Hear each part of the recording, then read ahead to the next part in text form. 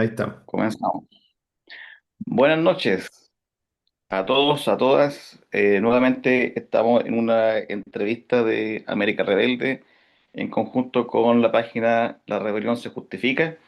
Esta vez estamos con el vocero de la coordinadora por Palestina, el compañero Pablo Abofum, y vamos a conversar con él precisamente sobre las actividades, el origen de esta coordinadora que ha sido tan importante en Chile para gestionar y convocar a diversas actividades en apoyo al pueblo palestino que hace ya bastante rato viene sufriendo la invasión y el genocidio del sionismo, ¿m? Eh, que hemos visto ya por años y que ahora se muestra en forma más cruda eh, con el intento de anexar todo Gaza a esta cosa que se llama Israel. ¿Mm? Buenas noches, compañero. Buenas noches, compañero. Muchas gracias por la invitación. Bueno, eh, comencemos. ¿Cómo se origina, cómo se forma esta coordinadora? ¿Qué te la Bueno, integra? bueno, la coordinadora por Palestina se forma en, digamos, la tercera, última semana de octubre del 2023, después del el 7 de octubre, en el contexto en el que diversos compañeros, compañeras que éramos chilenos de origen palestino, algunos que habían militado en organizaciones pro-palestinas, otros que teníamos militancia en diversos movimientos sociales y organizaciones de izquierda, y veíamos en ese contexto que había una clara falta de una movilización social en torno a lo que estaba ocurriendo en Palestina. Ya habíamos visto a los 10 días que habían miles de muertos y no veíamos que hubiese una amplia movilización social, una respuesta rápida como habíamos visto en otros lugares del mundo y por lo tanto consideramos necesario convocar a algunas fuerzas sociales y políticas a una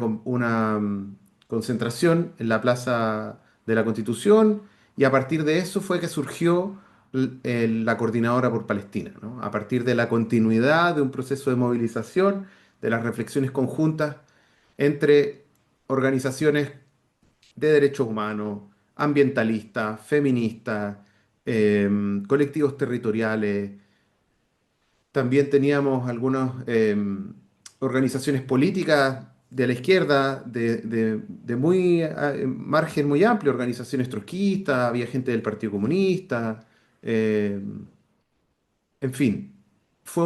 Hicimos una convocatoria, intentamos que fuese lo más amplia posible porque entendíamos que era una urgencia movilizar ampliamente por Palestina a todas las personas que estuviesen dispuestas a organizarse en torno a dos elementos muy claves. Uno, entender la cuestión palestina como un problema político asociado a la intervención imperialista en Medio Oriente desde fines del siglo XIX, comienzos del siglo XX, y que en el contexto de eso es que surge el Estado de Israel, ¿no? Y por lo tanto es una ocupación de carácter colonial y que hay que enfrentarla como tal. No es un problema humanitario, no es un problema religioso, no es un problema ni siquiera exclusivamente de regional, ¿no? Sino que está ¿No? inserto en las cuestiones geopolíticas internacionales.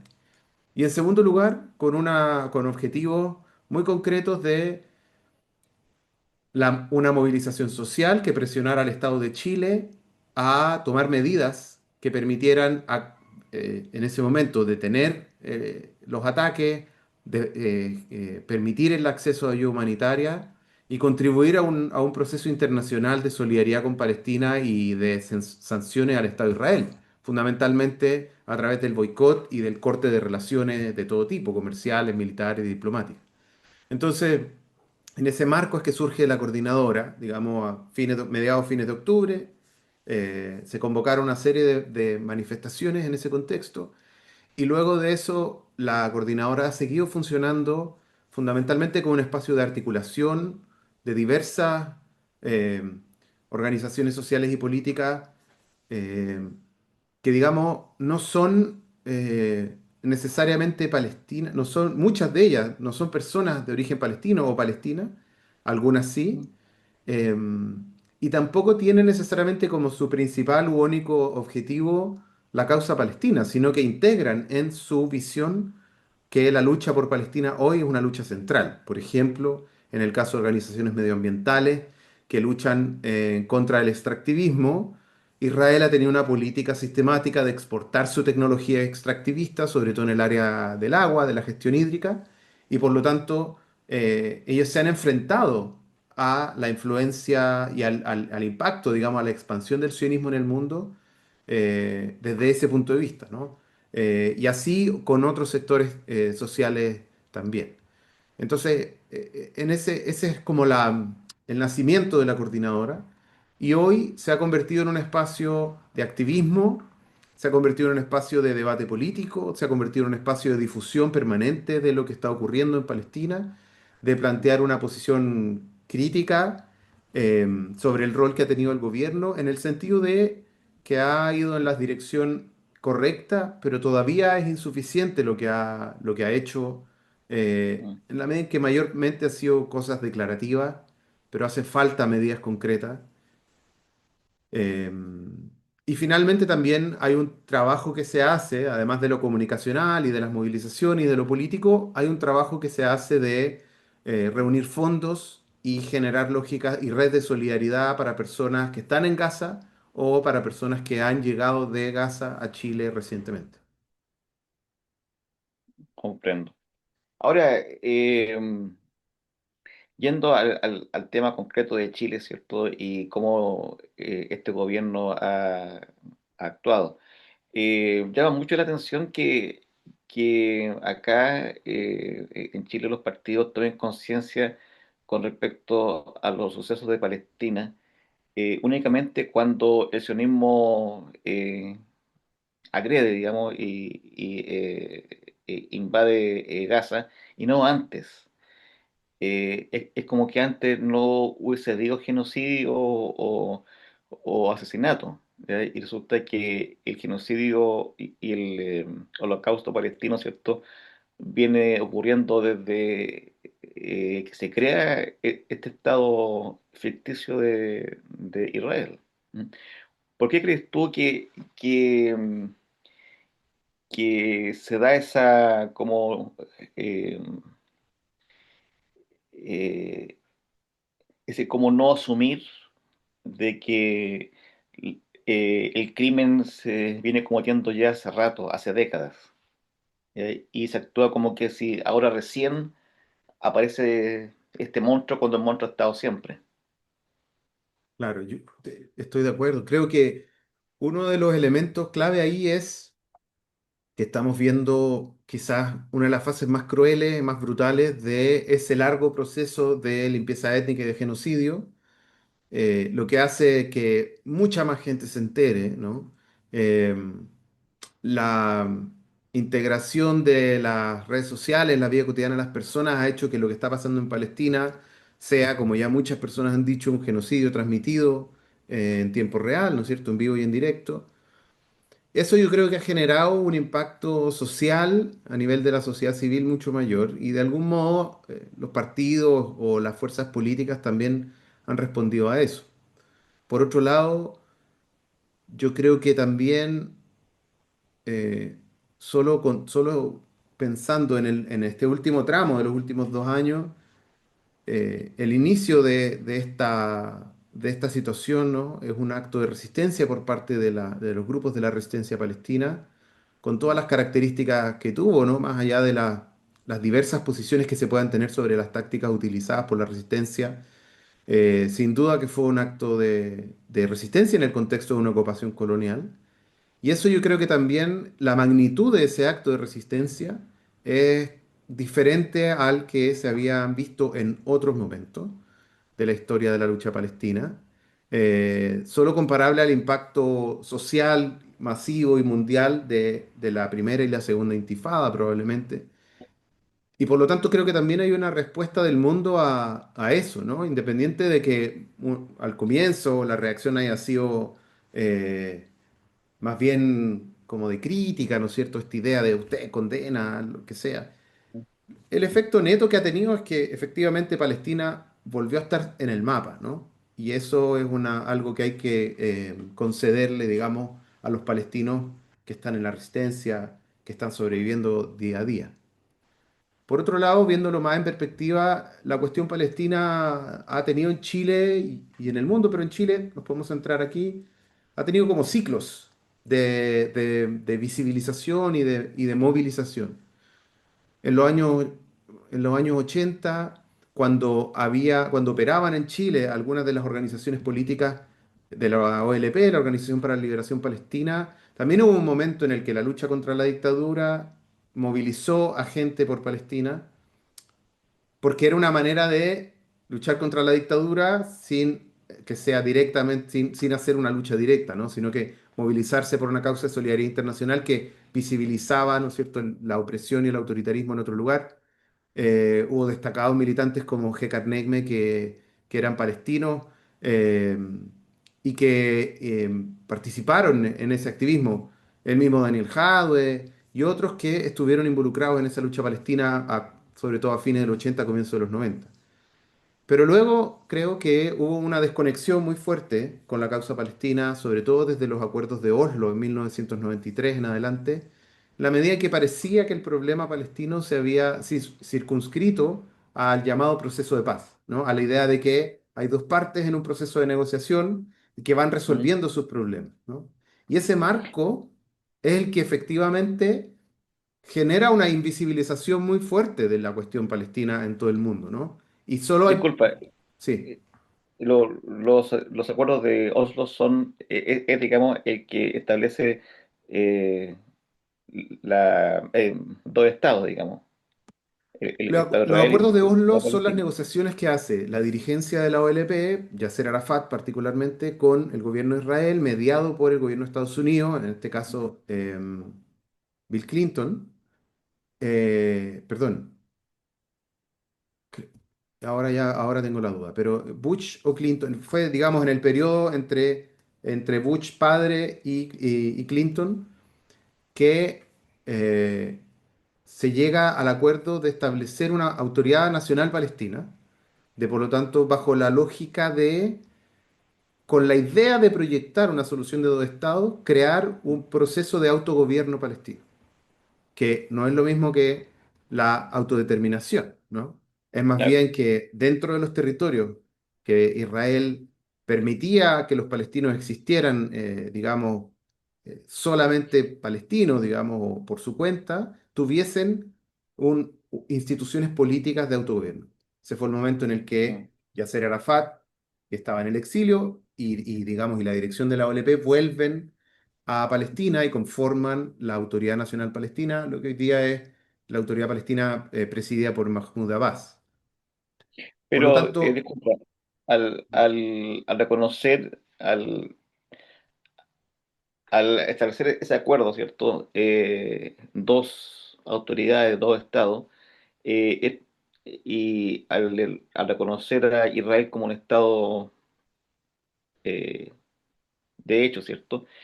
Es también reconocer la usurpación del el territorio en el cual está construido hoy Israel.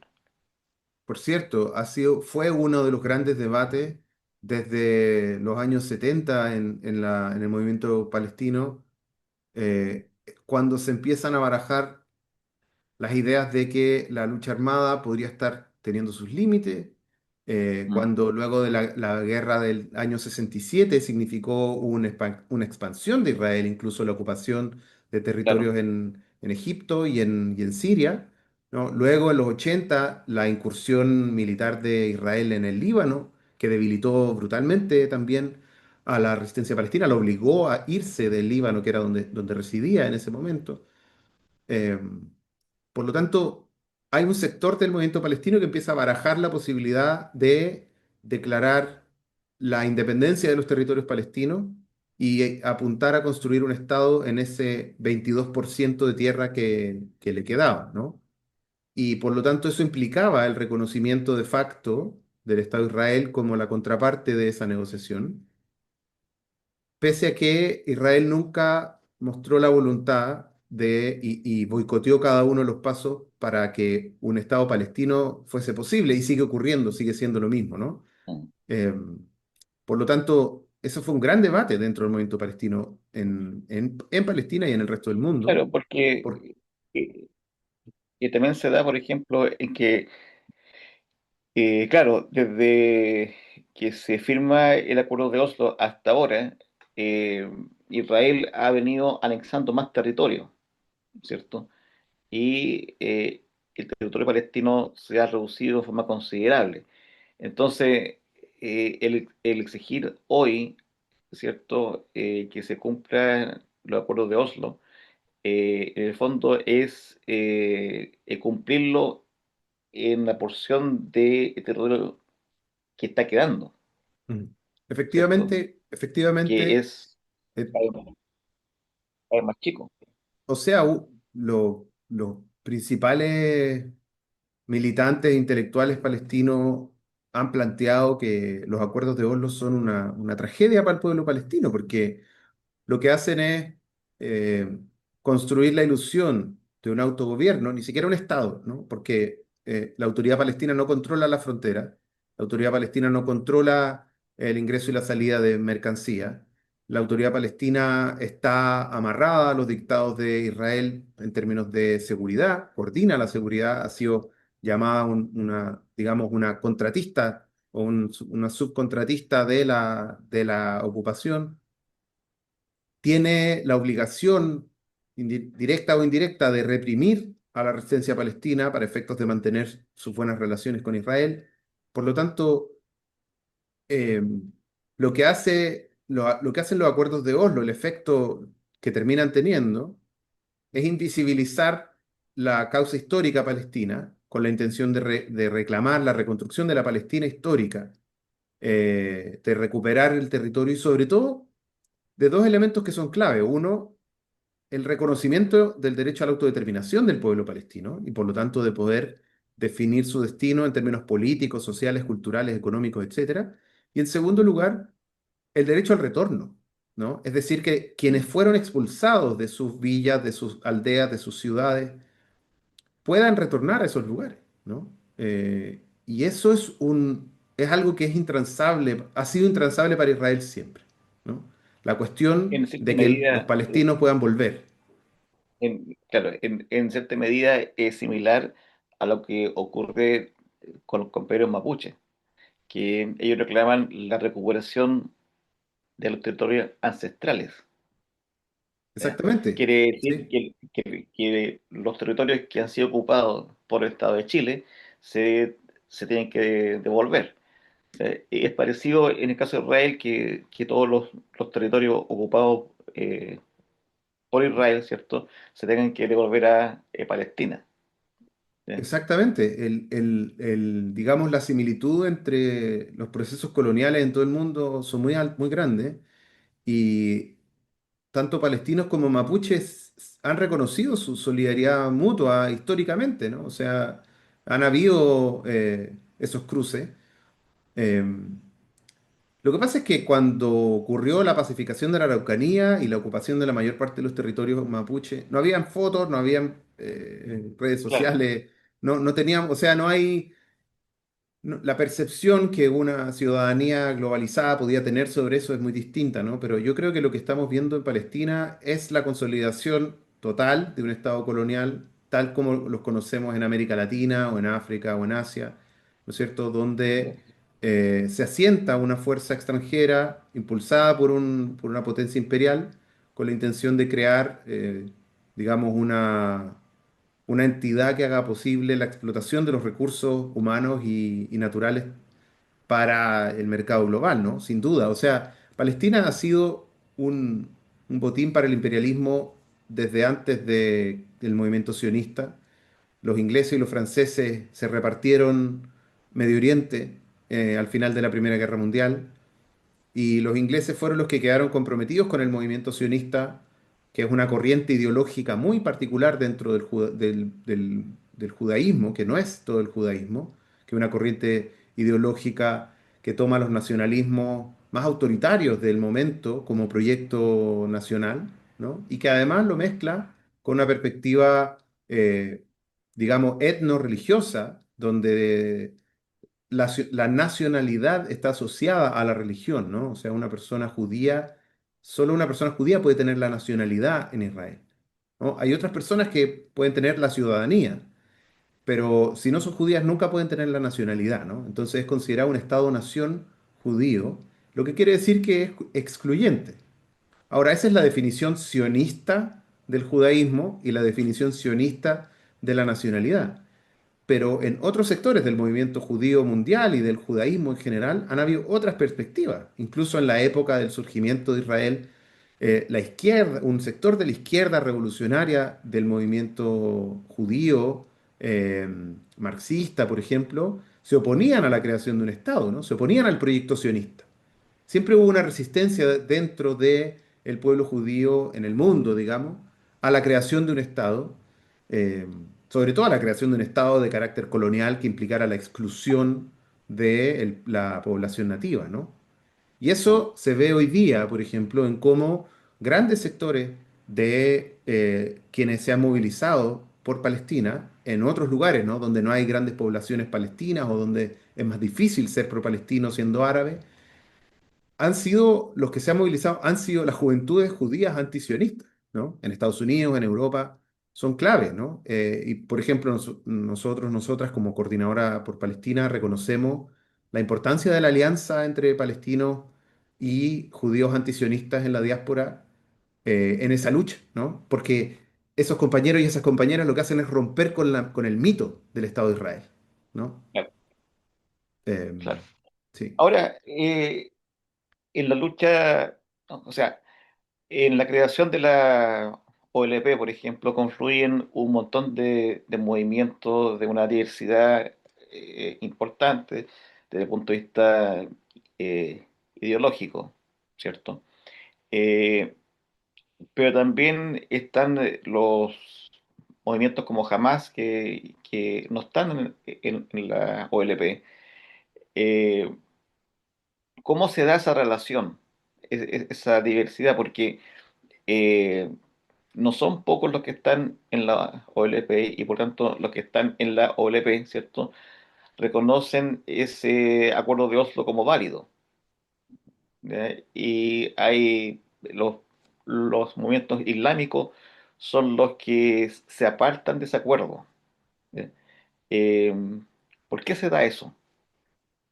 Bueno, la, la, los debates y los enfrentamientos, las diferencias políticas y de proyectos de sociedad entre el Islam político por un lado y los movimientos nacionalistas árabes por otro, ya sean de izquierda o de derecha, tienen un carácter histórico, ¿no? El Islam político, el movimiento islámico político no tuvo una presencia fundamental en la dirección del movimiento palestino desde los años 60 hasta fines de los 80, ¿no? Que predominaban las fuerzas, digamos, que proyectaban la construcción de una independencia de carácter laico, democrático y en algunos casos socialista. Mm.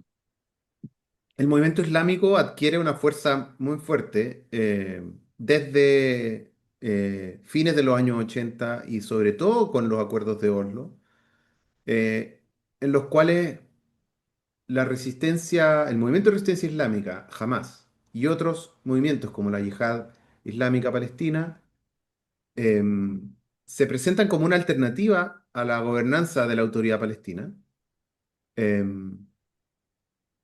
y sostienen una política de resistencia armada con un carácter que hasta ese momento no había tenido, por ejemplo, utilizando la táctica en un periodo muy trágico, yo creo, de la historia de la lucha palestina, utilizando la táctica de los atentados suicidas en las ciudades, en los mercados en Israel.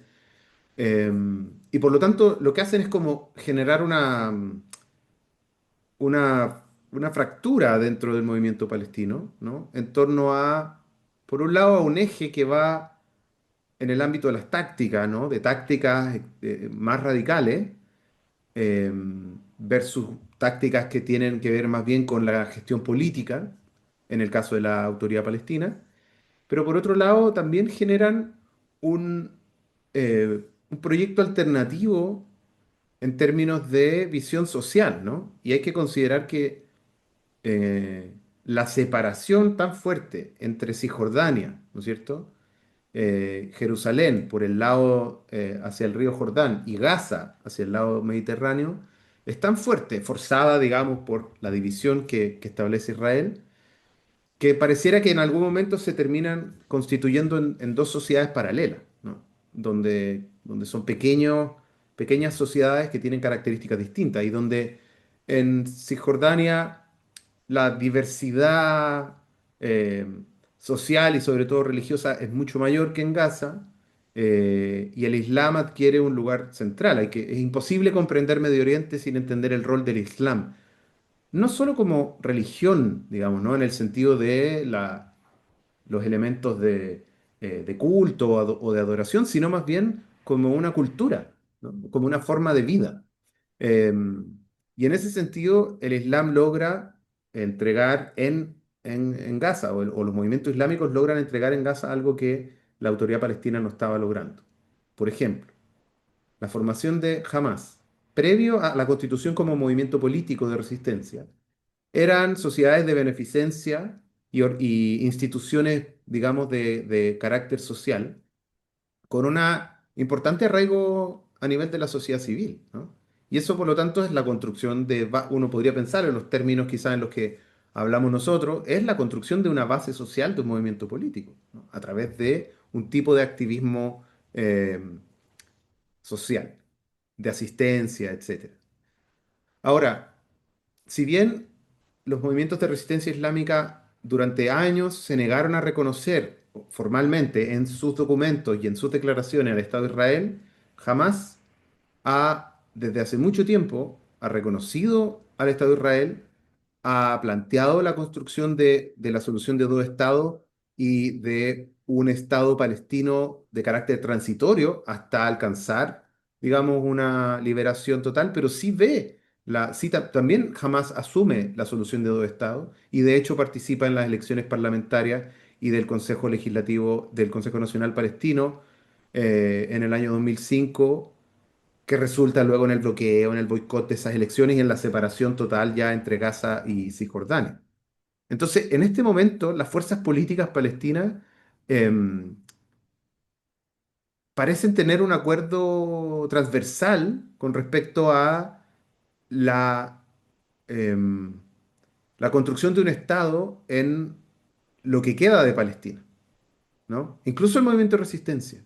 Su objetivo de carácter, digamos, de corto y mediano plazo no es la liberación de Palestina, sino que es la creación de un Estado en Gaza y en Cisjordania y en Jerusalén, ¿no? Idealmente con las fronteras de antes de la guerra del 67. Por lo tanto, em, desde un punto de vista lejano quizás, las diferencias hoy en términos políticos no son tan grandes como las diferencias en términos de carácter táctico, ¿no? Sobre cómo alcanzar ese objetivo, ¿no? Mientras la autoridad palestina pone todas las fichas a la diplomacia, a la negociación, digamos, a la alianza, por decirlo de alguna manera, con este Israel para conseguir su objetivo, eh, los movimientos de resistencia se han planteado desde el punto de vista de la lucha armada, pero con un objetivo político que es bastante similar, ¿no? Que es competir por la gobernanza de Palestina en el momento actual. Ese es uno de los grandes dramas del movimiento palestino, del movimiento nacional palestino, que es la falta de un proyecto alternativo a la perspectiva de Oslo, ¿no? A la perspectiva, primero a la solución de los dos estados y segundo a los acuerdos de Oslo. Eso es algo que ha sido diagnosticado por muchos eh, eh, intelectuales palestinos, Palestina, que es uno de los principales dramas, ¿no? Y de los grandes debates políticos que se dan a nivel internacional en el movimiento palestino. Ahora,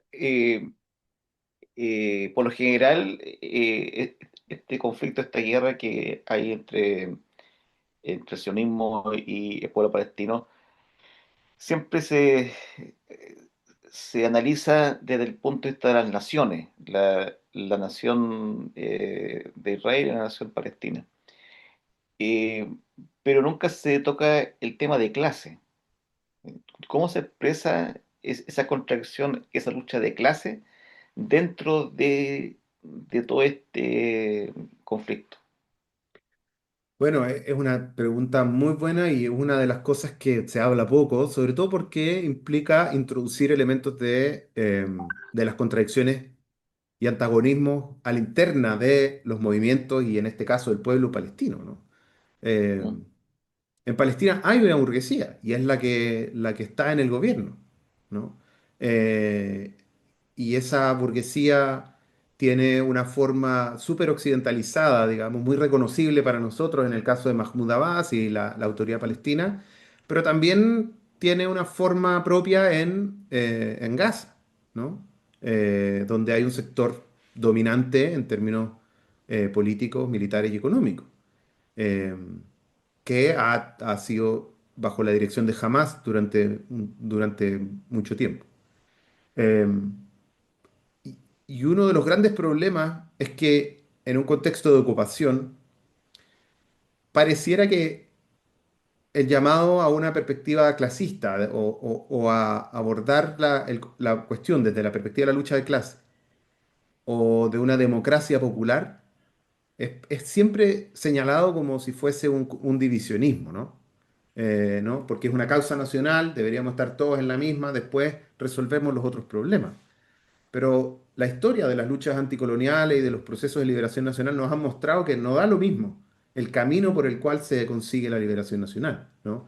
Y hay países donde los procesos de liberación nacional utilizaron las fuerzas populares eh, para poner en el gobierno, digamos, en la dirección del Estado a las burguesías nacionales, y otros donde hubo procesos revolucionarios que transformaron la estructura social y política de la sociedad. Entonces, en Palestina la cuestión de la revolución, por decirlo de alguna manera, es más urgente que nunca, porque, y eso es lo que termina de demostrar esta coyuntura intensa palestina, que es que la forma actual en la que se ha concebido la liberación palestina, o sea, cómo se ha transformado simplemente en la gestión de la mera existencia y la sobrevivencia de los palestinos, es un problema que está íntimamente conectado a la cuestión de clase o de las perspectivas de proyecto de sociedad, ¿no?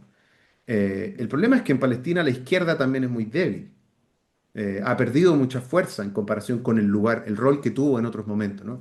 Por ejemplo, el Frente Popular para la Liberación Palestina eh, solía tener una importancia clave, ¿no? Tuvo un rol súper importante, sobre todo el frente interno durante la intifada, entre la primera intifada entre el 87 y el 93, tuvo un rol muy importante de movilizar, organizar, activar. Pero hoy día está tremendamente debilitado en términos de fuerza y sobre todo de capacidad de proponer una alternativa, ¿no? Porque pareciera que cuando los caminos de la resistencia pacífica, de la resistencia armada, de la lucha democrática, de los acuerdos diplomáticos, ninguno de ellos terminan dando resultados, eh, hay por supuesto una desorientación total, ¿no es cierto? Claro, Quisiera agregar también que la cuestión de las diferencias de clase en el movimiento palestino o en el pueblo palestino no se dan solamente en Palestina, se dan también en la diáspora, ¿no? Y en Chile es uno de los países más evidentes donde la migración palestina temprana a Chile a comienzos del siglo XX habilitó un espacio de integración muy fuerte de ciertos sectores palestinos a la burguesía nacional, industrial, textil, claro, financiera, etcétera, lo que hizo de los palestinos en Chile, un sector, digamos, los hizo parte de la construcción del Estado capitalista en Chile, ¿no? De la forma contemporánea que conocemos.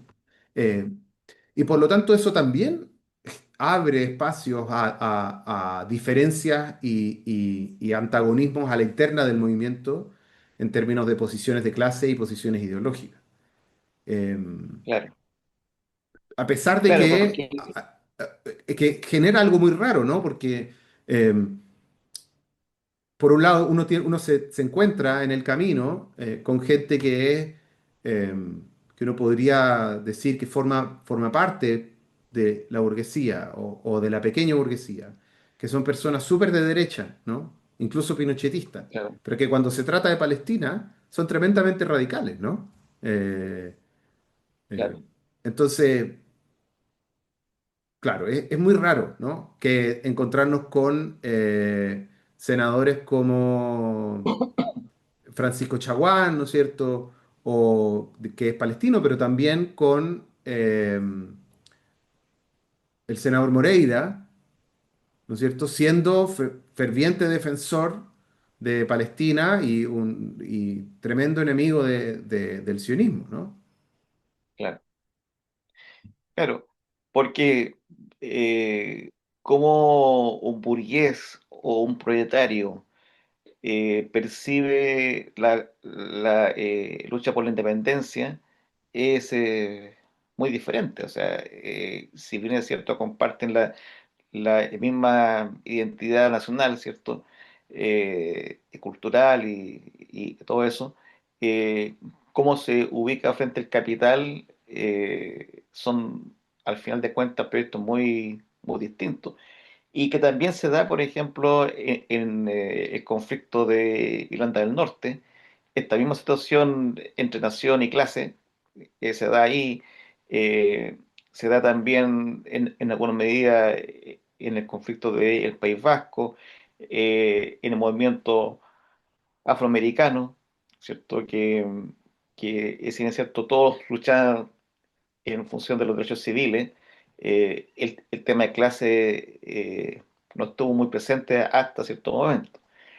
Eh, y que al final de cuentas se expresa en tácticas distintas, en percepciones ideológicas diferentes, y en el caso de Palestina, en cómo se configura el Estado palestino también, De todas y su relación, al final de cuentas, con las fuerzas imperialistas.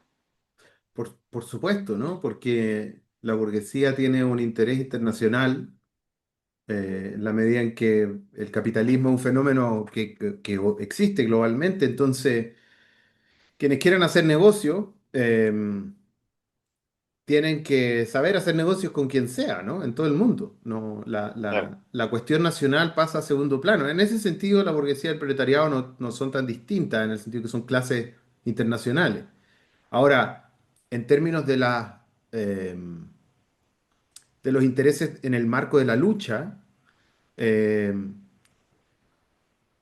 el problema es que podemos ir en una misma dirección durante un rato o puede parecer que vamos en la misma dirección, pero hay intereses contrapuestos con respecto a los proyectos de sociedad.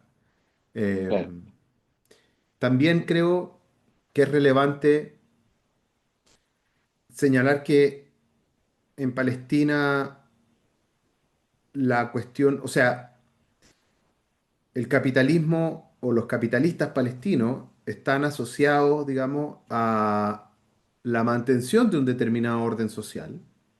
mm, Eh, el capital necesita estabilidad para sus negocios. Y por lo tanto, ahí surgen diferencias tácticas importantes, surgen diferencias político-institucionales sobre cómo deben ser los procesos democráticos, de la participación de la sociedad civil. Eh, por lo tanto, y por cierto, reciben los fondos, digamos, internacionales para poder, no sé, construir viviendas o, o- o incluso yo me imagino perfectamente si es que se logra detener el genocidio en Gaza, el proceso de reconstrucción de Gaza, ¿no? O sea, van a ser contratos millonarios y vamos a ver cuántos palestinos van a estar involucrados en ese proceso, ¿no? ¿Y quién va a claro, quién va a terminar financiando eso? Eh, entonces, sin duda que ese es un problema muy de fondo. Ahora, en general es un problema para la izquierda y un problema para la clase trabajadora, porque la burguesía nos lleva a la delantera y además con respecto incluso a financiar la lucha, a financiar la lucha del carácter que sea, ¿no? O sea, desde la lucha armada hasta las campañas sociales para el boicot. Eh, es distinto el poder, digamos, económico que pueda tener los sectores burgueses y los sectores populares del mundo palestino, en Palestina y fuera de Palestina. Ahora, en toda esta guerra, una cosa que a mí siempre me he cuestionado, eh, la existencia de la guerra no elimina las clases, ¿cierto? Y tampoco elimina cómo las clases se expresan políticamente y digamos, socialmente. Eh, Las clases siguen existiendo. ¿Ya? En ese sentido, ¿cómo se expresa la clase trabajadora en Palestina? Bueno, efectivamente, o sea, la Porque resulta guerra, difícil, digamos, sí, sí, pensar en sindicatos, claro, claro, en un contexto de guerra. Porque uno ve las sí, imágenes, claro, hay destrucción por todos lados, entonces uno dice, pucha, las empresas no, las empresas cuestan que existan, ¿cierto? Por tanto, no hay sindicato, pero sí hay clases trabajadoras. Sin que no haya Estado, tampoco hay sindicatos estatales. Porque, entonces, ¿cómo se claro. expresa esa clase trabajadora de Palestina? Es interesante. Por un lado hay que pensar que la guerra cambia la dinámica de clase, sin duda, ¿no? Muchas veces la burguesía logra movilizar al conjunto del pueblo digamos, subordinar a un sector de la clase obrera a su esfuerzo de guerra, lo que genera muchas tensiones y contradicciones dentro de la misma clase trabajadora en un país. Ahora, en el contexto de Palestina, en la medida en que es una causa nacional y un proceso de liberación nacional, eh, tiene, yo creo, algunas características distintas a las de las guerras tradicionales que conocemos. Pero, por un lado, en Gaza la destrucción es total, ¿no? Y en ese sentido, el pueblo palestino en Gaza ha sido reducido a su expresión más básica, y donde em, la presencia, por ejemplo, de organizaciones populares tiene que ver con la resistencia y la sobrevivencia cotidiana, ¿no? Más que con una lucha política que pueda darse desde organizaciones de carácter sindical o de otro tipo. Por otro lado, la pregunta que hay que hacerse es cómo era Gaza antes de octubre del 2023 y cómo ha sido Gaza bajo el gobierno de Hamas en esos términos, ¿no? ¿Cómo se ha podido expresar o cómo se pudo organizar la clase trabajadora palestina en Gaza bajo el gobierno de Hamas? Es una pregunta que, digamos, yo no manejo los detalles, pero creo que es una muy buena pregunta para entender el proyecto político de Hamas para Palestina, ¿no? Que eh, sin desmerecer su rol en la resistencia, no deja de ser un proyecto político que dista mucho del que cualquier izquierdista latinoamericano podría, eh, al cual podría adherir, ¿no? Como proyecto político, ¿no? O sea, jamás por cualquier palestino, cualquier palestino es considerado un partido político de derecha, ¿no? Eh, Encarna una visión que nosotros llamaríamos de derecha en términos políticos, económicos y no solo valórico, ¿no? Eh, es una cuestión que no es secundaria, pero sí eh, no es lo más importante a la hora de evaluar estas diferencias. En el caso de Cisjordania, hay una sociedad civil muy organizada y hay centrales sindicales y muchos sindicatos que durante años han mantenido una actividad muy fuerte, pero también bajo la mira de la autoridad palestina de que no se pasen para la punta. Pero cada vez que han habido circunstancias como estas, en las que hay ataques de Israel a los territorios ocupados, los sindicatos palestinos se movilizan, tanto a la interna como hacia afuera, ¿no? Haciendo llamados a la solidaridad. Y este no ha dejado de ser el caso en el que han estado haciendo un llamado permanente a los sindicatos del mundo a boicotear todos los envíos de mercancías de todo tipo, ya sea militares o de otro tipo, a Israel, eh, y han logrado generar algunos vínculos también con sindicatos en el sector energético, eh, en el sector portuario, que normalmente son los más internacionalizados, ¿no es cierto? Eh, y entonces, y por otro lado, la clase trabajadora palestina, yo creo que se expresa, además de los sindicatos, se expresa en sus organizaciones de la sociedad civil, lo que uno podría decir movimientos sociales, ¿no? En torno a reivindicaciones de carácter democrático, cultural, económico en los sectores donde no es posible tener sindicatos. Igual que en cualquier otro país donde hay precarización, hay que luchar, ¿no es cierto?, por mejoras en las condiciones de trabajo y condiciones de vida, haya o no haya sindicato, ¿no? Y por otro lado, hay un sector que no es menor de trabajadores y trabajadoras que son funcionarios públicos de la autoridad palestina, y que tienen por las cosas que yo he escuchado de quienes tienen parientes que trabajan allá, o conocidos, amigos, no es fácil ser funcionario de la autoridad palestina, porque es, en primer lugar, un trabajo y les permite como sobrevivir, pero al mismo tiempo los pone en una posición de trabajar para una entidad que es la que sostiene en parte la ocupación, ¿no? Entonces es un debate muy profundo en las familias, en las comunidades palestinas, en Cisjordania. Es como cuando uno podría pensar un trabajador que trabaja en una industria armamentística, ¿no? En los países donde hay como industria de guerra importante, ¿no? ¿Cuál es la posición que debe tomar la izquierda sobre esos trabajadores?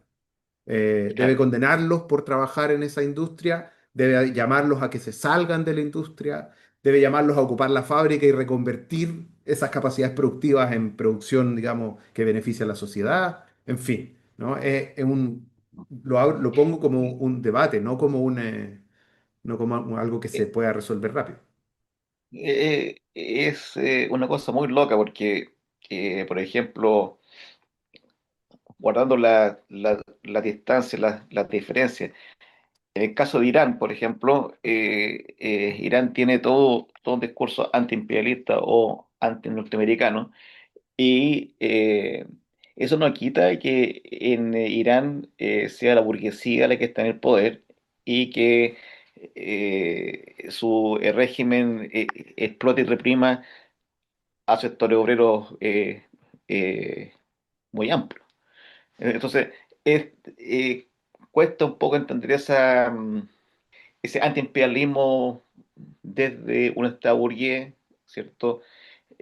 Capitalista, islámico, eh, y ese mismo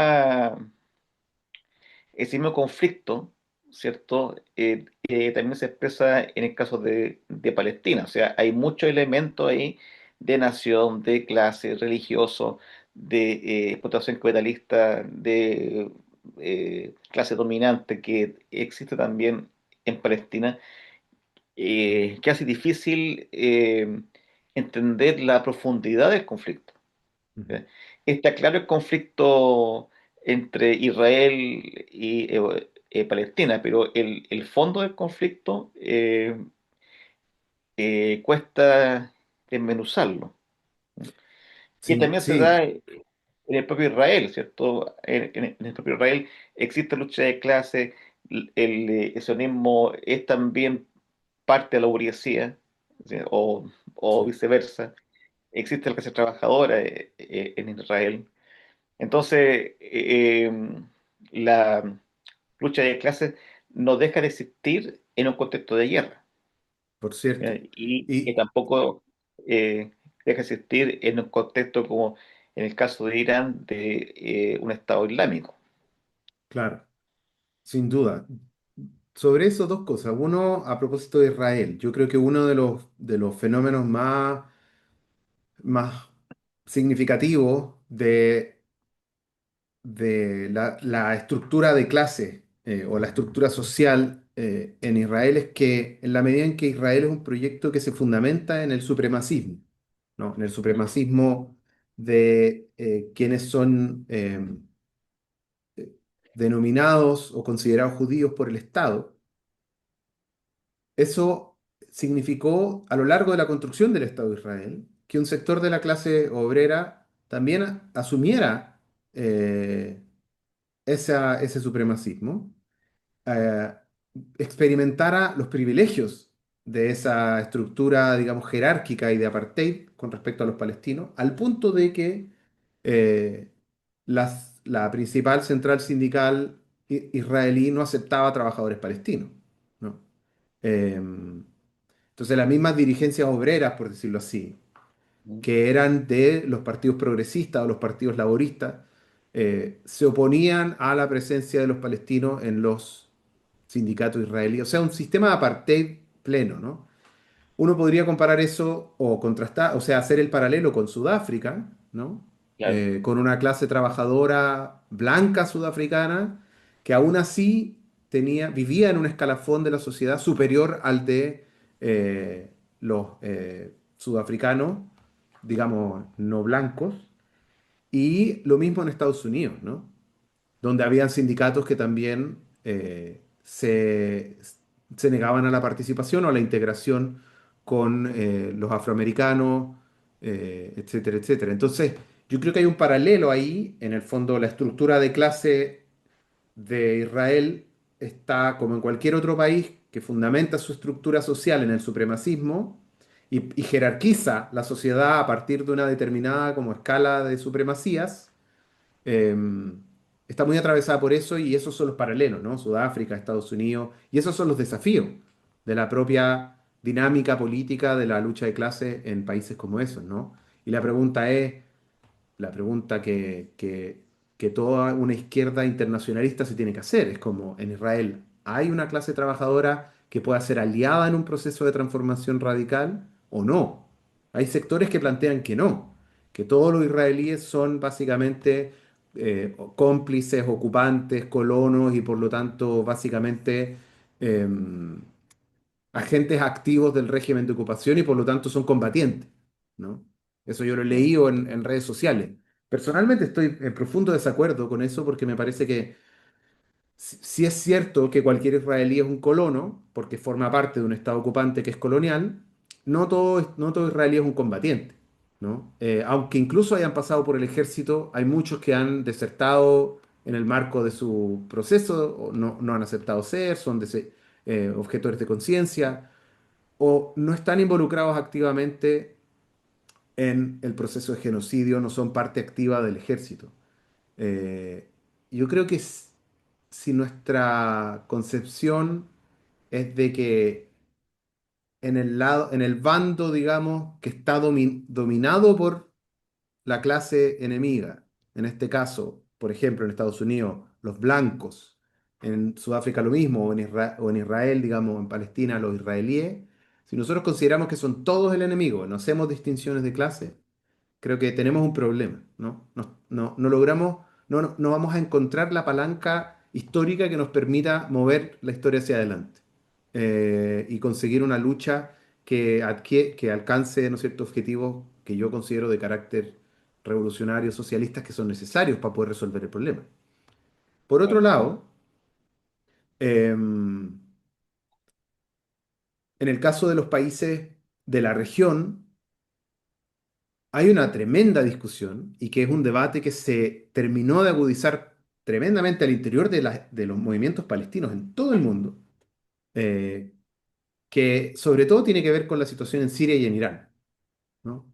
Eh, donde con el derrocamiento de Bashar al-Assad, ¿no es cierto? Y la llegada de este islamista fundamentalista, ¿no es cierto?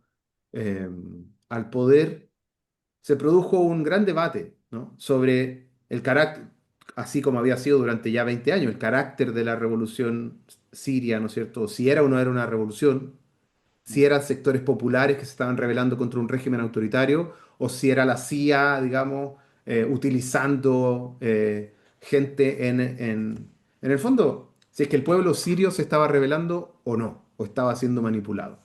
Eh, es una herida en la izquierda mundial que se volvió a abrir con el derrocamiento de Bashar al-Assad y que significó grandes debates dentro del movimiento palestino. nosotros los tuvimos también acá en Chile, significó grandes peleas, entre comillas, o debates con compañeras y compañeros que sostienen una lectura de carácter exclusivamente geopolítico, ¿no? Donde, eh, como señalas tú, el régimen interno, ¿no? Las condiciones de vida, de trabajo, de explotación, de opresión a la interna, son irrelevantes para efectos de analizar el problema, ¿no? Da lo Claro. mismo lo que hagan los gobernantes de Irán, de Siria, del Líbano, de Jordania con sus clases populares. Lo único que importa es cuál es la posición que toman con respecto a el principal poder imperialista, que en este caso es Estados Unidos, ¿no? Em,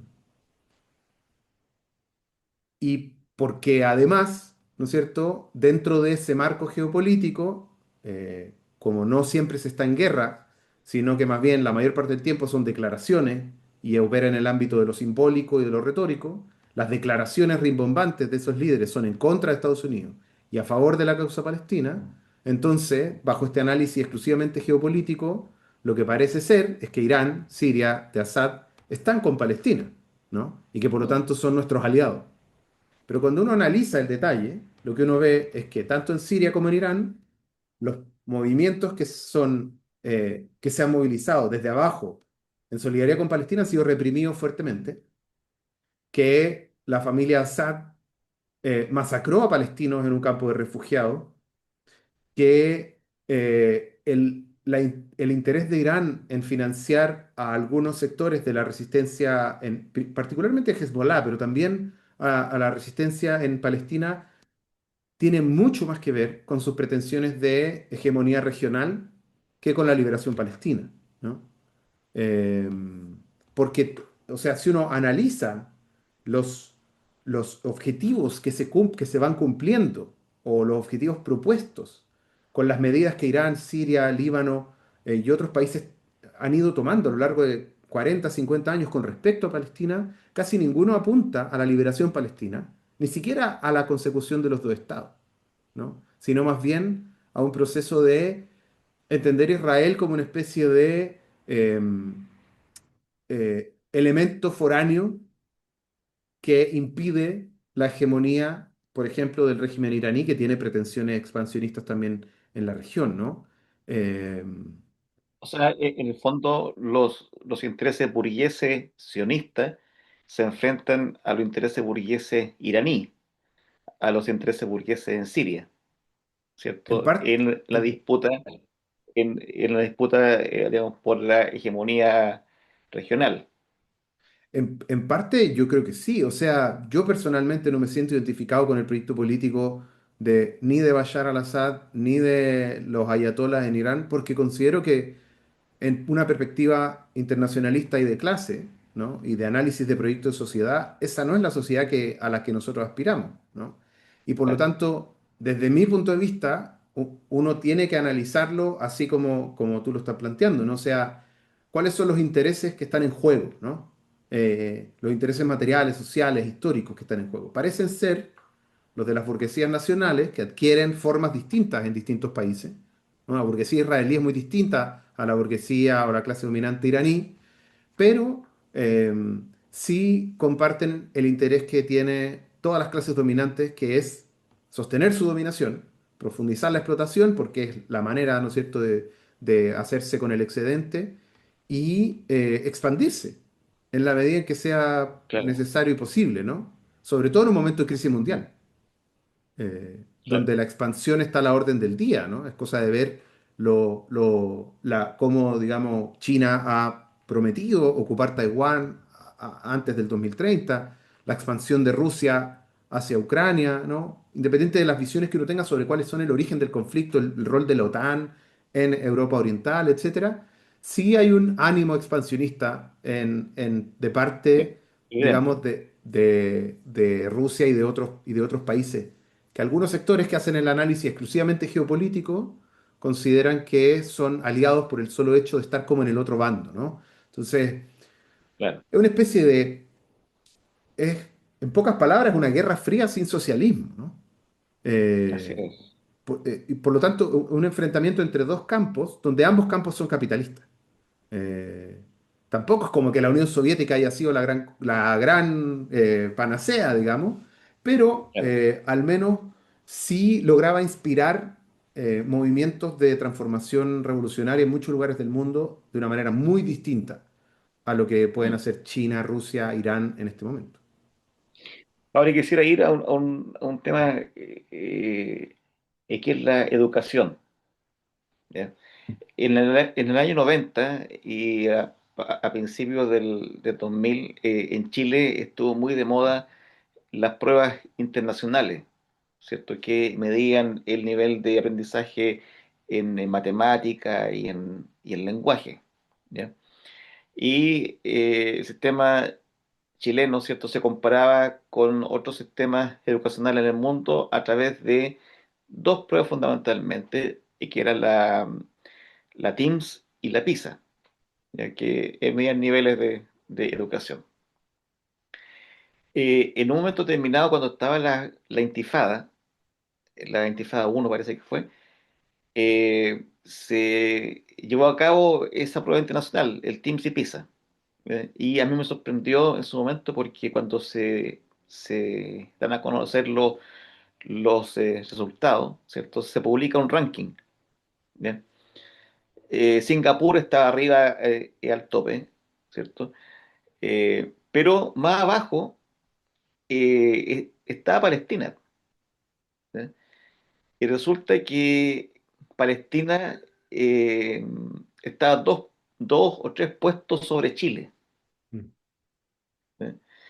Y resulta que en Chile, en ese momento en que estaba la Intifada y que se hace la TIMSS y la PISA, ¿cierto? Estaba todo el debate de que un factor de la mala educación en Chile era el factor económico, la inversión. ¿Eh?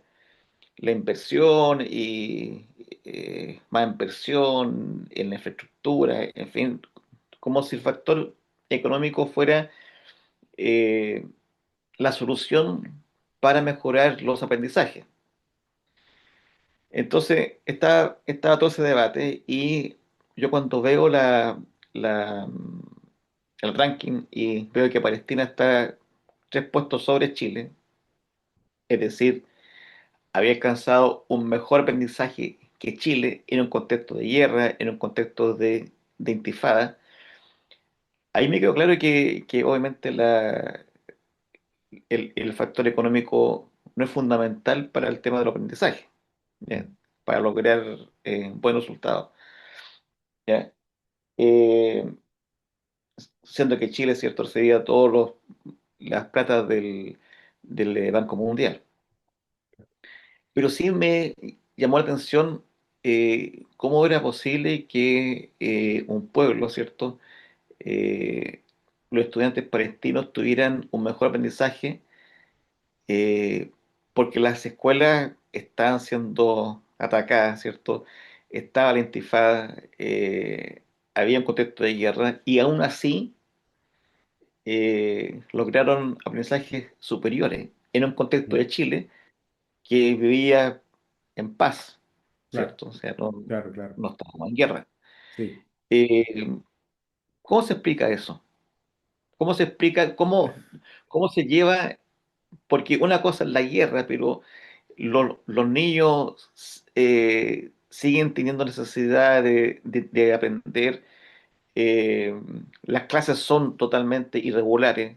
El contexto escolar es irregular por el tema de la guerra, pero se sigue desarrollando el aprendizaje y el desarrollo de las habilidades en un contexto escolar totalmente irregular Sí. y conflictuado por la guerra, y aún así logran, en el caso de esas pruebas de ese año, logran aprendizajes superiores a un país que como Chile en ese momento se, se ponía como ejemplo en el mundo de Exacto, transición, de jaguares, ¿cierto? exacto. Y todo eso. Yo creo que es una muy buena pregunta, no sabía ese dato, me parece muy bueno. Hay una cosa que yo creo que es de carácter histórico, ¿no? Que en el mundo árabe la educación tiene una alta valoración social. eh, el rol, digamos, social de de las tradiciones orales y escritas son muy fuertes. Eh, las tasas de alfabetización son altísimas, ¿no? Digamos, comparables eh, o mejores que las de Europa o América Latina. Y por otro lado, en el caso palestino en particular, siempre fue una sociedad eh, más bien educada, porque en la medida en que Palestina está en un lugar de paso, eh, que cruzan, digamos, como muchos caminos de carácter comercial, diplomático, etcétera, significó que era una sociedad que estaba muy abierta al mundo, ¿no? Y muy conectada. Y eso siempre aumenta los niveles de cultura y de educación, incluso de manejo del lenguaje, etcétera, etcétera. Em, Más contemporáneamente, y en el contexto de la intifada, es interesante porque en el marco de la intifada, una de las cosas que se llevó a cabo fueron huelgas y paralizaciones muy grandes con la intención de golpear económicamente a Israel, que en algunos casos, digamos, tenía trabajadores palestinos, pero también dependía de la producción de algunas cosas en los territorios palestinos. Se cerraban las escuelas también, ¿no? Y lo que pasó en ese contexto fue que como la intifada fue una especie de levantamiento eh, dirigido, por cierto, por múltiples cuadros políticos insertos en la sociedad, tuvo un carácter bien autogestionado, por decirlo de alguna manera. Se fueron creando comités populares, hubo muchas iniciativas autónomas desde huertas comunitarias para poder sobrevivir hasta escuelas que se organizaban con los cuadros de las distintas organizaciones y con las compañeras que eran profesoras para mantener a los niños en la escuela, ¿no? Claro, Yo me atrevería a decir que la resistencia es un gran motivador del aprendizaje, eh, porque le pone al aprendizaje una cuestión mucho más significativa que el mero cumplimiento de los estándares o de los resultados, ¿no? Lo más probable es que esos niños no hayan estado pensando en qué puntaje me voy a sacar en la prueba PISA. Mientras que claro, acá, cuando yo me acuerdo de eso, yo estaba en la básica en los años 90, nos taladraban la cabeza con las pruebas estandarizadas. claro. Y era lo más fome que hay, y era una cosa totalmente, no significaba nada para nosotros. Horrible. Eh, entonces, yo creo que es interesante que en ese contexto, o sea, incluso no solo bajo el contexto de una ocupación colonial, sino en el marco de un proceso de levantamiento, con procesos de educación de carácter más bien autogestionado, así como, o sea, literal, hay documentales y videos sobre eso. Y uno ve en las casas, en un patio, ¿no es cierto?, enseñándole, haciéndole clase a los niños, con una persistencia y sobre todo con herramientas de educación popular que demostradamente son mejores que los sistemas eh, más tradicionales de educación, ¿no? Entonces, Claro, ¿cómo explicar que tengan esa capacidad? Yo creo que es que hubo un escenario, es una hipótesis nomás, un escenario que forzó un proceso de enseñanza-aprendizaje mucho más significativo eh, y que hizo de la enseñanza y del aprendizaje una parte de la resistencia y no solamente el cumplimiento, ¿no es cierto?, de una obligación. claro. Claro, porque cuando yo entro, por ejemplo, a Internet y busco pedagogías alternativas, ¿cierto? Entonces ahí uno encuentra Vygotsky, Freire, Freinet, Montessori, un montón de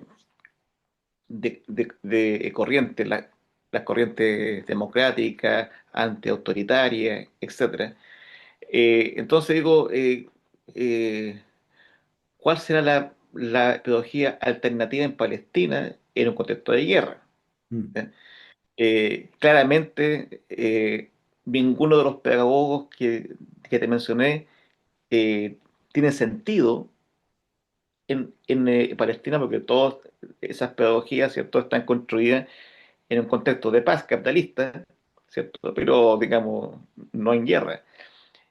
Entonces deben haber corrientes pedagógicas palestinas, ¿cierto?, en Palestina que planteen una visión totalmente distinta, ¿cierto?, a las pedagogías alternativas, antiautoritarias y democráticas, eh, que entienden la educación, eh, como tú bien dices, ¿cierto?, desde la resistencia y, y desde la oposición al genocidio palestino, al holocausto palestino, y resulta bastante complicado enseñar con el silbato de las bombas, po, de las balas, ¿ya cierto? Y digamos con las sirenas de emergencia porque vienen los tanques israelíes, ¿cierto?, a derrumbar las casas palestinas. Eh, ahí, ahí tiene que haber alguna investigación sobre la pedagogía palestina en un contexto de guerra. Sí. Sí, o sea, una amiga que es palestina, cientista política, que es profesora en Estados Unidos, me decía, Palestina es uno de los lugares, Palestina e Israel, es uno de los lugares donde más encuestas se hacen, donde más estudios de opinión y estudios, digamos, de otro tipo se hacen. ¿No? Como en cualquier lugar, o sea, es un lugar tremendamente cargado de conflicto y al mismo tiempo con mucho acceso a los recursos, eh, digamos, internacionales. Y por lo tanto hay muchos datos y hay muchas investigaciones. Y una de las grandes tragedias de esta última fase del genocidio es la destrucción de todas las universidades y las escuelas en Gaza. Eh, pero en Cisjordania siguen existiendo universidades muy importantes eh, y creo que una de las cosas que ha develado también esta coyuntura palestina, cuando uno entra en discusiones más profundas o en conversaciones más profundas como esta, es el tremendo desconocimiento que tenemos de lo que ocurre en Palestina, ¿no? O sea, hemos hablado, por ejemplo, de la cuestión de los sindicatos, de la situación política a la interna, de lo pedagógico, investigaciones que se hacen. Y yo creo que, bueno, sin duda la barrera lingüística es tremenda, ¿no? Claro, Somos incapaces de comunicarnos, o sea, em, requiere mucho más esfuerzo poder entender.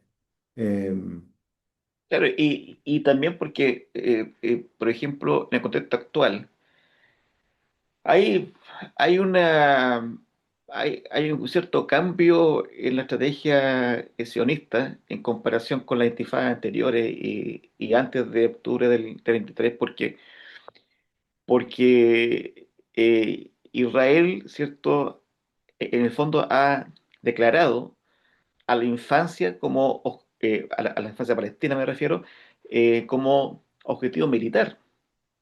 Exactamente. Entonces, cuando se da la posibilidad de generar un contexto educativo, de impartir clases a los niños que están ahí, ¿cierto?, son objetivos militares de Israel. Entonces, la enseñanza, el famoso proceso enseñanza-aprendizaje, eh, resulta totalmente eh, distinto a cualquier otra realidad, y Sí, más aún considerando que hay generaciones enteras, por décadas, de niños que han sido educados en un contexto de guerra. O sea, no hay generación de palestinos que no haya pasado por la guerra y no hay generación de niños que no haya nacido y se haya criado en la guerra. Y hoy día esos niños, aparte de todos esos antecedentes históricos para atrás, son considerados objetivos militares. claro, claro. O sea, la doctrina de digamos, de la ultraderecha sionista, ¿no? Que tiene características fascistoides claramente, ¿Mm? que va de la mano, digamos, del movimiento extremista de colonos. ellos han desarrollado una doctrina de deshumanización de los palestinos en su carácter más pleno, ¿no? O sea, claro, justo hoy día veía, por ahí alguien lo compartía, hay una entrada de Wikipedia exclusivamente dedicada a todas las formas en las que los israelíes han comparado a los palestinos con animales, ¿no? Con citas de todas las formas en las que han llamado a los palestinos como animales. Entonces, ese proceso de deshumanización se está consumando de manera extrema con este liderazgo ultraderechista, sionista, fascista, que em, destruye totalmente la humanidad, a priori, destruye totalmente la humanidad de los palestinos al decir cualquier palestino es un terrorista por naturaleza, eh, y si no es un terrorista ahora, lo va a hacer en el futuro, ¿no? Eh, y bueno, y hace años esas poleras de gente del ejército, vincular al ejército de una mujer embarazada, como con la mira, ¿no es cierto? Como un disparo, dos muertos. Eh, Hay relatos de doctores que han, digamos, tenido que recibir cadáveres de mujeres embarazadas con bebés digamos, con fetos con balazos en el cuerpo, en la cabeza. Eh, por lo tanto, Israel está en este momento en el desquicio, en la crueldad colonial total, ¿no? Eh, claro, y por lo tanto, las infancias palestinas, o sea, la estadística es que mueren al menos entre 28 y 30 niños todos los días, que como una manera de figurárselo es como que todos los días están matando un curso completo de claro, cualquier colegio, ¿no? Eh, eso, la arrogancia colonial siempre se ve enfrentar al mismo problema. Lo que no ve es que cuando una lucha es de carácter de liberación nacional o eh, tiene ese carácter de resistencia, van a tener que exterminarlos a todos o siempre se van a encontrar con nuevos focos de resistencia, con nuevos gérmenes de resistencia, ¿no? Los niños que hoy día están en Gaza, niños y niñas que sobrevivan al genocidio, eh, sin grandes secuelas físicas, eh, van a, van a encontrar la manera de resistir activamente en contra del sionismo, ¿no? O sea, si no se derrumba por su cuenta, digamos, el régimen israelí antes, van a seguir habiendo generaciones de resistentes. Y eso los israelíes lo leen bastante bien, creo yo, y toman una decisión cruel. Toman la claro, decisión cruel de hay que matarlos antes de que se vuelvan combatientes claro, de la resistencia, ¿no? Pero es una locura, o sea, claro, es increíble. Hay otro elemento que me gustaría tocar. Hace 5 años, ¿cierto? Más o menos, se produjo toda esta ola feminista, ¿cierto? En el cual Chile tampoco estuvo ausente. ¿Eh? Y dentro de toda esa ola feminista reapareció nuevamente el debate del feminismo burgués y el feminismo clasista. Cuando se daba ese debate y entre medio de todo eso estalló la guerra en Palestina, eh, yo me acordaba de las imágenes de la Intifada. ¿Eh? Y resulta que en la imagen de la Intifada en Palestina siempre aparecían mujeres palestinas, eh, digamos, sin ningún arma, pero con un coraje sorprendente, avanzando y tirándole piedras a los tanques israelitas, a los soldados israelitas. Y a mí me siempre sorprendió eso porque era una fortaleza de mujer, pero increíble, un coraje, pero sorprendente, que todas esas mujeres que iban al frente en contra de las fuerzas invasoras, ¿cierto? Perfectamente digamos, pudieron haber sido asesinadas ahí mismo. ¿Ve? Pero la fortaleza interna, la convicción, podía mucho más que el miedo o el terror. Me imagino que el rol de la mujer palestina sigue siendo fundamental en la lucha actual, ¿cierto? Entonces, en ese sentido, eh, ¿cómo se podría definir el feminismo palestino?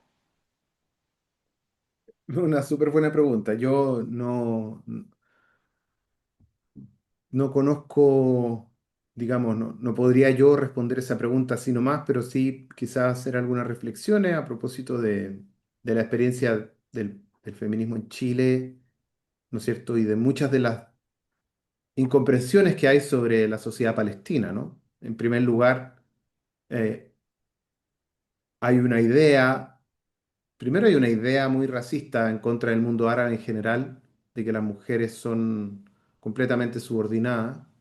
Y eso ocurre en las sociedades donde hay un predominio de sectores conservadores, como en cualquier otra sociedad del mundo, donde cuando hay sectores conservadores que predominan durante largos periodos de tiempo, como en Hungría, como en Rusia, ¿no es cierto? Las mujeres y los sectores eh, excluidos en términos de género terminan teniendo peores vidas, ¿no? Peores condiciones de vida, peores condiciones de trabajo, peores acceso a la salud, a la educación, además de la discriminación social. En el caso de Palestina es notable porque Palestina fue una sociedad muy moderna en esos sentidos, ¿no? A pesar de las estructuras tradicionales, más bien patriarcales de la familia, fue una sociedad muy moderna en el sentido de que las mujeres tuvieron acceso a la educación eh, secundaria y universitaria tempranamente, eh, y que además uno ve las fotos, yo la otra vez veía unas fotos de la huelga, la gran huelga y la revuelta del año 36, ¿no? El rol de las mujeres en esa lucha también fue muy importante, o sea, incluso desde antes de la formación del Estado de Israel, las primeras formas de resistencia en contra de la colonización sionista, las mujeres tuvieron un rol activo, ¿no? Eh, en contra de todos los prejuicios de cualquier occidental que cree que en el mundo árabe las mujeres todas están con burka, ¿no? Sin ninguna distinción. Eh, en el contexto de la intifada y sobre todo en el contexto de la resistencia dentro de la OLP, las mujeres jugaron un rol súper importante en dos ámbitos. Uno en la resistencia armada, ¿no? Agarraron los fierros, se subieron a secuestrar aviones, estuvieron ahí como en la primera línea, ¿no? Leila Khaled es como el rostro de eso, la típica imagen, ¿no? De la guerrillera con el fusil al hombro, pero en otros procesos quizás o eventos menos conocidos también tuvieron un rol significativo. Y al mismo tiempo, desde ahí, en la Intifada, tuvieron un rol en las primeras negociaciones llevadas a cabo por los palestinos y las palestinas de la Intifada, para, digamos, llegar como a un acuerdo político que permitiera mayores grados de libertad a los palestinos. De hecho, los acuerdos de Oslo sorprendieron a todo el mundo porque terminaron siendo acuerdos secretos mediados por el gobierno noruego entre Israel y el liderazgo palestino que en ese momento de la OLP estaba en el exilio, ¿no? Y eran puros hombres. En las negociaciones de fines de los 80, principios de los 90, Madrid y otras, Washington, Madrid, habían muchas mujeres que estaban involucradas en esos debates. Y cuando volvió el liderazgo de la OLP con Yasser Arafat a la cabeza, las mujeres fueron expulsadas de la dirección política del nuevo liderazgo palestino en Palestina, ¿no? Y en segundo lugar, las mujeres han tenido un rol, como ha sido en todas las luchas sociales, digamos, manteniendo un poco las estructuras de género en las tareas educativas, en las tareas, digamos, alimentarias, y siempre ha sido el caso, ¿no? En la agitación cotidiana, en la protección, digamos, en las casas de seguridad, eh, los mismos prejuicios patriarcales o machistas generan un cierto margen como que se puede aprovechar por la resistencia, porque las mujeres son menos perseguidas que los hombres, ¿no? O se sospecha más de un joven que podría estar en la resistencia que de una joven que podría estar en la resistencia, ¿no? Eso ha sido así, aquí fue así, en otros lados también, ¿no? La táctica de utilizar, eh, no sé, una señora palestina vestida como de viejita, que va llevando como la bolsa del pan y que en realidad lo que está haciendo es llevar, digamos, mensajes de la resistencia clandestina. Eso ocurrió, digamos, en la Intifada y en otros momentos. Entonces, en primer lugar, están esos dos elementos, ¿no? Un elemento histórico de participación política militar y una participación activa, digamos, en la primera línea de esos procesos de reproducción social, de cuidado, etcétera.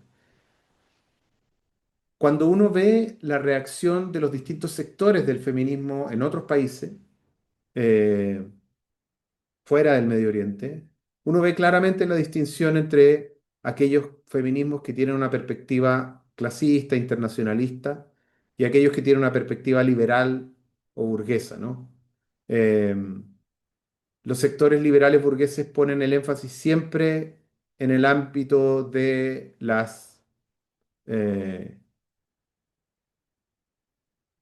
las magras libertades individuales que tenemos en Occidente, ¿no? De elegir cómo nos vestimos o de si las mujeres son parte de los directorios corporativos de las empresas, pero no se preguntan por las condiciones concretas de vida de las mujeres en nuestro propio país, ¿no es cierto?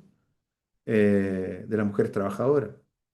Y por otro lado, y entonces esos sectores, cuando pasó lo del 7 de octubre, en general adoptaron simplemente una posición de condenar a Hamas o de tener una gran dificultad para poder decir aquí hay un acto de la resistencia porque pensaban que se las iba a terminar asociando a los sectores conservadores, retrógrados, islámicos, ¿no es cierto? Con esa idea de que son todos, los musulmanes son todos iguales y que las mujeres están siendo oprimidas en Palestina, ¿no? Pero hubo sectores del movimiento feminista que es más de clase, que es más internacionalista, que sistemáticamente han tenido una posición favorable a la lucha palestina, no solo ahora, sino desde hace mucho tiempo, ¿no? En Chile estoy pensando, la organización más cercana que forma parte de la coordinadora es la Coordinadora Feminista 8M, que desde el día uno sacó una declaración en favor de la resistencia y condenando el genocidio y que recibió por eso mismo ataques por parte de las feministas liberales y obviamente todos los otros sectores, digamos, islamofóbicos, sionistas o anti-árabes en general, ¿no? Eh, o liberales en general. Entonces, efectivamente, yo creo que hay un debate en el seno del movimiento feminista en el mundo sobre la posición que tomar con respecto a Palestina. Y hay grandes silencios. Por ejemplo, una parte del movimiento feminista en Argentina, eh, que sin duda es mucho más difícil ser pro-palestino en Argentina que acá en Chile, pero también hay personas referentes que han mantenido el silencio. Eh, y, y por otro lado, hay grandes, no solo grandes silencios, también hay grandes participaciones y voces, ¿no? De feministas a nivel mundial que han respaldado la lucha palestina. Y claro, uno lo que ve es que depende de dónde están puestos los énfasis, ¿no? Eh, sí, Eh, Compañero, ¿es posible parar la grabación un segundo, por favor? sí,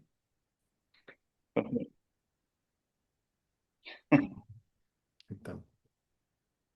Muy interesante. Hay otro aspecto que me gustaría tocar, que es la prisión política. Eh, la prisión política se puede dividir en dos partes en el caso de Palestina. Nuevamente es la prisión política adulta, ¿cierto? Y también alrededor de 3.000 niños presos políticos. Eh, ¿cómo, cómo se da porque nuevamente es muy distinto luchar por la libertad de los presos políticos y generar todo